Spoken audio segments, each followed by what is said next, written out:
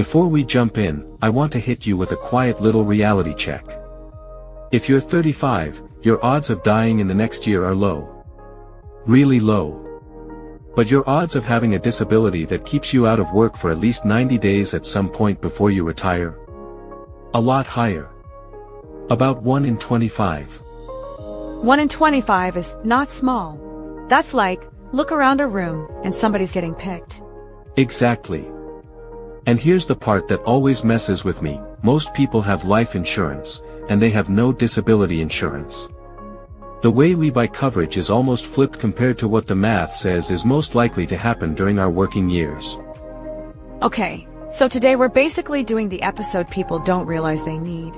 That's the goal. Welcome to Wiseside Life and Legacy. I'm Nakel Nakima, co-founder, and today we're talking disability insurance, which is really just a fancy way of saying income replacement when you can't work. And I'm Maya.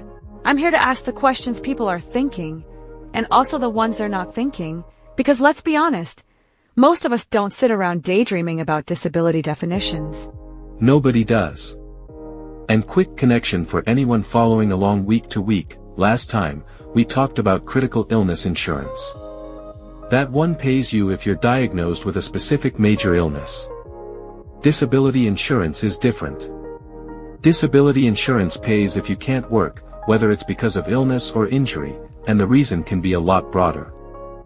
So critical illness is like, you got diagnosed with X, here's money. Disability is like, you can't do your job, here's a monthly check. That's it. And that monthly check is what keeps life from falling apart when your paycheck stops but your bills don't. Alright, let's define it cleanly. When people say disability insurance, what are we actually buying? At its core, it's simple. If you become disabled and you can't work, the insurance company replaces part of your income. Usually around 60 to 70% of what you were making before the disability. Not 100%. Usually not.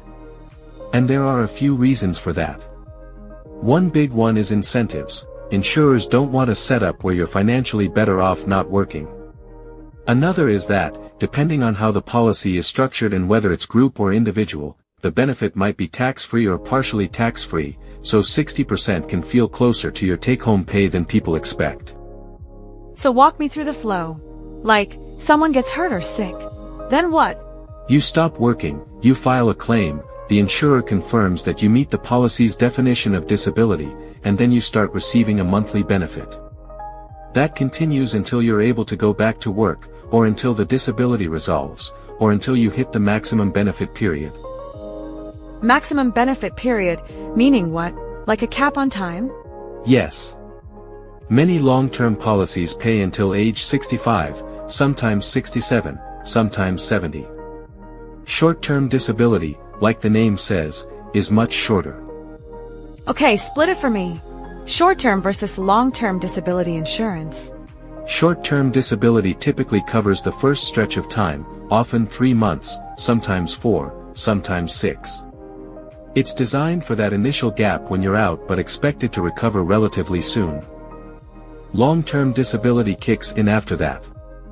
Think 6 months, sometimes after a year depending on the plan, and it can potentially pay for years, up to that maximum period, like age 65 or 70. So short-term keeps you afloat early, long-term is the real, if something goes sideways for a long-time protection. Exactly. And a lot of people have some form of short-term through work without really noticing.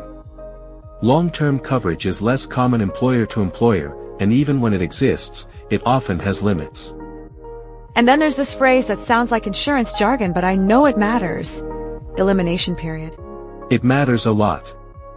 The elimination period is basically your waiting period. It's the time between when you become disabled and when benefits start. Common ones are 30 days, 60 days, 90 days. So if I pick 90 days, that means I'm on my own for 3 months. Right. And that's why people choose based on their savings. The longer the elimination period, the cheaper the premiums usually are. Because you're saying, I can handle the first chunk, I need you for the long haul. What's the most common choice? 90 days is very common for long-term disability. 30 days is more expensive because then the insurer starts paying earlier.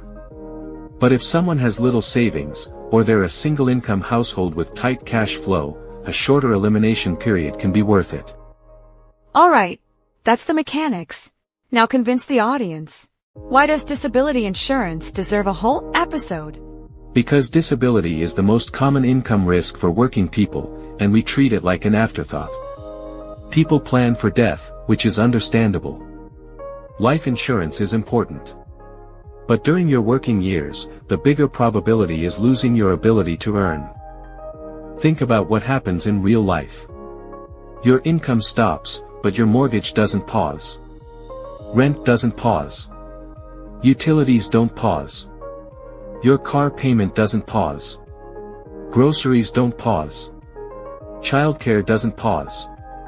Your financial obligations keep marching forward with zero sympathy. And people always say, well, I have savings. Yes. And savings are great. But let's stress test that idea. Maybe you've got 3 months saved. Maybe 6 months if you're super disciplined. That works if your situation resolves fast. But what if you're out for a year? What if you're out for 2 years? What if you're out for 5? Disabilities can be long. Not always, but they can be. And this is where people's brains kind of short-circuit, because they picture disability as, I don't know, like a permanent, dramatic accident. Right. People think wheelchair, they think catastrophic injury. But disability insurance claims are often for things like back issues, injuries that don't heal cleanly, chronic conditions, complications from illness, and yes, mental health as well. So even if it's not forever, it can still be long enough to ruin your finances. Exactly. And that's the key difference between life insurance and disability insurance.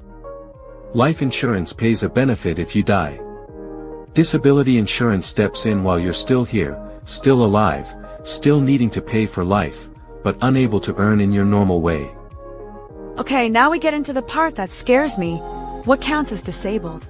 Because I've heard horror stories of people thinking they're covered, and then getting denied. This is one of the most important parts of the entire conversation. Disability isn't just a medical idea. It's a contractual definition. The policy tells you what disabled means. 2 big categories you'll hear are own occupation and any occupation. Translate. Own occupation means you're considered disabled if you can't perform the core duties of your specific job. So imagine a surgeon who loses hand function. That person might still be intelligent, still capable, still able to do consulting or teaching. But they can't do surgery. Under a true own occupation definition, they're disabled for the work they do. So they can't say, well, you can still do some other kind of job, so no benefits. Exactly. Now, any occupation is stricter. It generally means you're disabled only if you can't do any job that reasonably fits your education, training, and experience, and sometimes it ties to an income threshold too. So the surgeon could be told, you can consult, so you're not disabled. Right, depending on the wording. Or think about a pilot who loses vision. They can't fly. But could they work in aviation management? In training? In operations? Under any occupation, the company might push the argument that you can still work somewhere else in your field. So own occupation is the better deal. It's more generous, which usually means more expensive. Many individual policies are own occupation at least for a period of time, often the first 2 years, and then may shift toward an any occupation test after that. So you really have to know what you're buying. Because disability insurance, as a phrase, doesn't tell you the whole story. Exactly. 2 policies can both be called long-term disability, and behave completely differently when you file a claim. Okay, let's make this real. Give me a scenario where someone thinks, I'm fine, and then suddenly they're not. Let's talk about Thomas. He's 43 years old. Construction foreman. Around $90,000 a year. Married, 2 kids. And in his mind, he's tough, he's healthy, he's always worked through soreness. Disability insurance wasn't on his radar. Construction feels like one of those jobs where people assume, if anything happens, workers' comp will handle it. Exactly.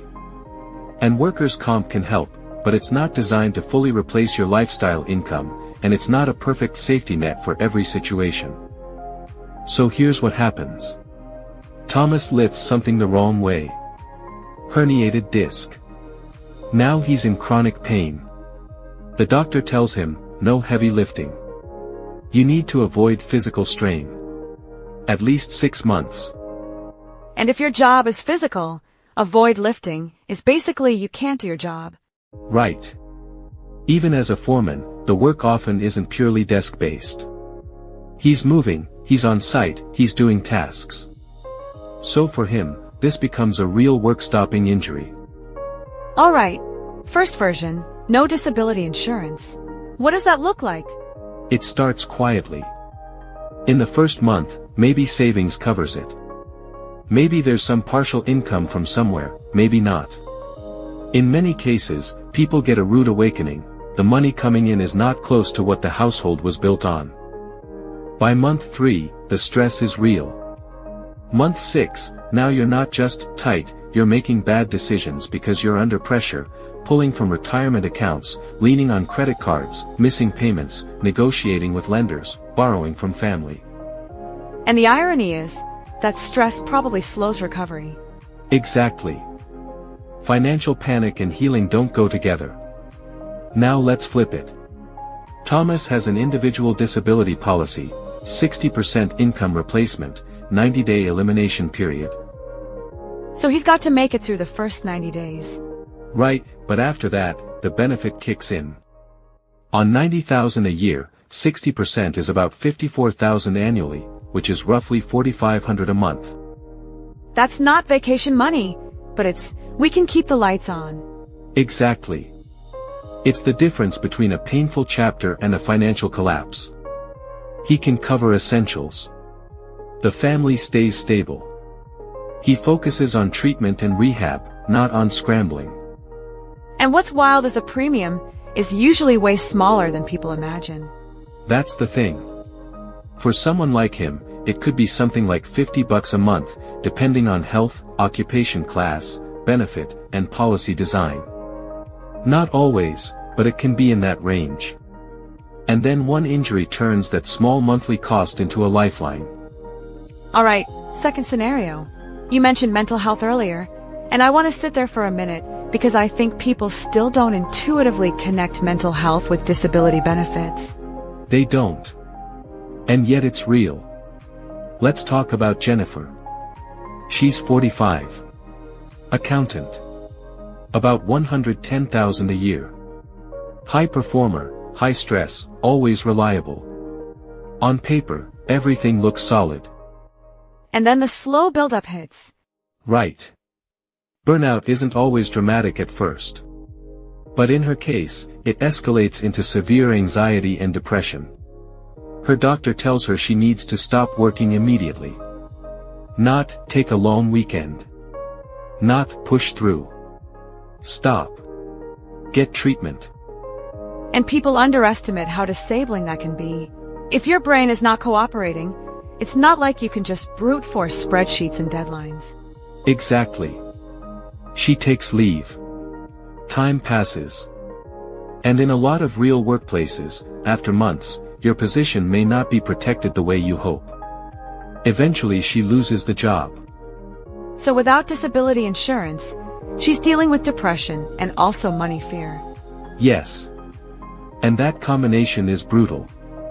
Now, with disability insurance, her policy has a 60-day elimination period and pays to age 65. After those 60 days, she receives around 60% of her prior income each month. Which is what, about $66,000 a year? Right in that range, around $66,000.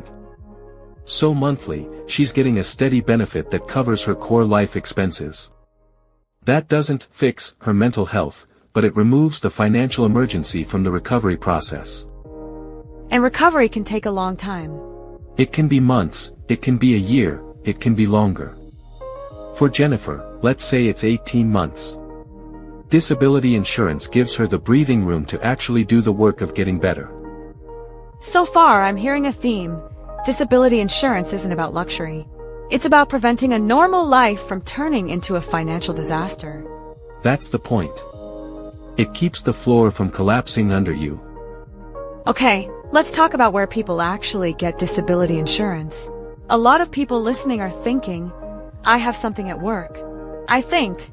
Most disability coverage people have is through their employer, which is called a group plan. Group disability is often inexpensive and can be easier to get because there's limited underwriting. In some cases you're covered basically by being an employee. So group sounds like the obvious win. It's a win, but it's not the full story. Group plans often have caps. They might say, we cover 60% of your income, but only up to a certain monthly maximum. So higher earners often discover that their real replacement rate is much less than they thought. Like, it says 60%, but because of the cap it's really 30%. Sometimes, yes. Another limitation is portability. If you leave the job, the coverage typically ends. If you get laid off, if you change employers, if you decide to start a business, your group disability might not follow you. So if you're relying on that and you switch jobs, you could accidentally drop your safety net. Exactly. That's where individual disability insurance comes in. Individual coverage is something you own personally. You choose the benefit, you choose the elimination period, you choose how long it can pay, and it follows you even if you change jobs. But you also said individual is more expensive. Usually, yes. It can cost more because it's customized, portable, and underwritten to you. But it's also the type of coverage that can truly protect your lifestyle over the long run. So the best case setup is both? Often, yes. Think of group disability as the baseline. Then individual disability fills the gap between what your employer plan provides and what your household actually needs. Alright, money question. People are going to ask, how much does this cost realistically?